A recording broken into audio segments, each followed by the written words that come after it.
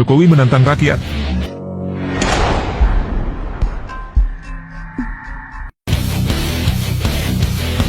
Ambisi untuk mempertahankan kekuasaan dinasti telah menjadikan Jokowi lupa daratan dan menghalalkan segala cara. Agama, hukum, dan etika tidak lagi menjadi panduan dalam bertindak. Hukum dan aturan terus diutak-atik mengikuti selera hawa nafsunya.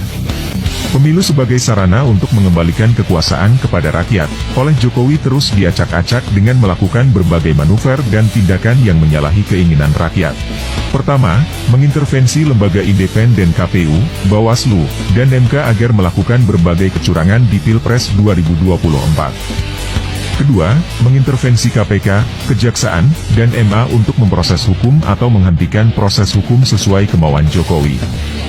Ketiga, mengerahkan aparat untuk memobilisasi rakyat agar mendukung paslon tertentu. Keempat, mengerahkan staf istana, menteri, kepala daerah, dan aparat desa untuk mendukung paslon tertentu. Kelima, upaya terus-menerus dengan segala cara menjegal Anies Baswedan agar gagal majunya pres. Negara Indonesia yang semula sebagai negara hukum, dirubah Jokowi menjadi negara kekuasaan. Jokowi menjadikan dirinya penguasa mutlak. Musyawarah mufakat yang selama ini selalu dijunjung tinggi, sudah tidak berarti lagi. Semua orang harus tunduk dan mengikuti kemauannya, apapun yang dilakukan, baik benar maupun salah.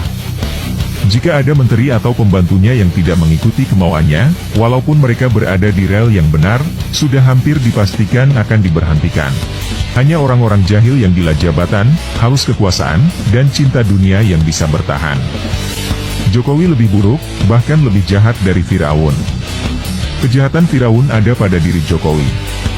Tapi kejahatan Jokowi banyak yang tidak ada pada diri Firaun, seperti menutup pintu dialog, berkhianat untuk negara sendiri, dengan menggadaikan negara ke Cina, dan memenjarakan para ulama. Indonesia dengan jumlah hutang yang sangat besar, sudah mencapai 8.000 triliun, diambang krisis berkepanjangan, yang jika tidak segera diatasi dengan berganti rezim, maka Indonesia bisa masuk ke jurang kehancuran. Ada beberapa indikator bagaimana Jokowi sengaja menantang rakyat dan tidak taat hukum. Pertama, Jokowi lebih pro-Cina daripada membela rakyat. Segala pembuatan dan perubahan undang-undang, berbagai peraturan, dan kebijakan hanya untuk kepentingan oligarki Taipan dan Cina komunis. Kedua, Jokowi telah merubah negara hukum menjadi negara kekuasaan. Hukum diutak-atik bahkan dirusak demi mengikuti kemauan dirinya, termasuk meloloskan Gibran jadi cawapres, mengubah undang-undang pemilihan gubernur DKI demi kepentingan anaknya. Ketiga, Jokowi tidak peduli lagi aturan main. Kasus korupsi, money politics dan suap-menyuap telah menjadi budaya. Keempat, Jokowi telah menghancurkan nilai-nilai persatuan, kebenaran, kejujuran, dan keadilan. Kelima, Jokowi membangun politik dinasti, dengan memaksakan keluarganya untuk berkuasa dengan cara-cara licik. Hanya di era Jokowi, keluarga dipaksa untuk menjadi pejabat tanpa melalui proses yang normal, yaitu mengikuti aturan main dan proses yang normal yang telah berlaku.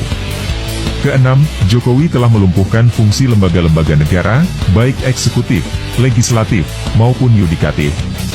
Ketujuh, Jokowi telah melumpuhkan fungsi DPR, yang seharusnya menjadi lembaga pengontrol dan pengingat pemerintah. Kedelapan, peran oposisi sengaja dibungkam. Hampir semua partai diajak berkoalisi. Sehingga fungsi oposisi yang semestinya menjadi penyeimbang pemerintah, tidak ada. Pemerintah akhirnya telah berjalan sendiri tanpa kendali. Jokowi telah menjadi penguasa yang adigang, adigung, adiguna. Kesembilan, Jokowi telah membungkam para ulama yang vokal dan rakyat yang kritis. Berbagai undang-undang dibuat, mulai dari KUHP, sampai Undang-Undang ITE. Tujuannya satu, membungkam rakyat kritis. Kesepuluh, Jokowi sengaja melibatkan diri dalam proses politik dengan memutuskan untuk terus ikut cawe-cawe. Demi mempertahankan kekuasaannya, Jokowi telah ikut cawe-cawe dalam urusan-urusan politik yang bukan lagi menjadi wewenangnya karena semua itu menjadi ranah ketum partai-partai politik. Seperti soal penentuan capres-cawapres. Sudah saatnya rakyat bangkit, sudah saatnya rakyat melawan segala kezaliman penguasa. Jangan sampai rakyat yang berdaulat dikalahkan oleh para pengkhianat bangsa. Bergerak untuk merdeka atau tetap diam ditindas? Keputusan ada pada Anda.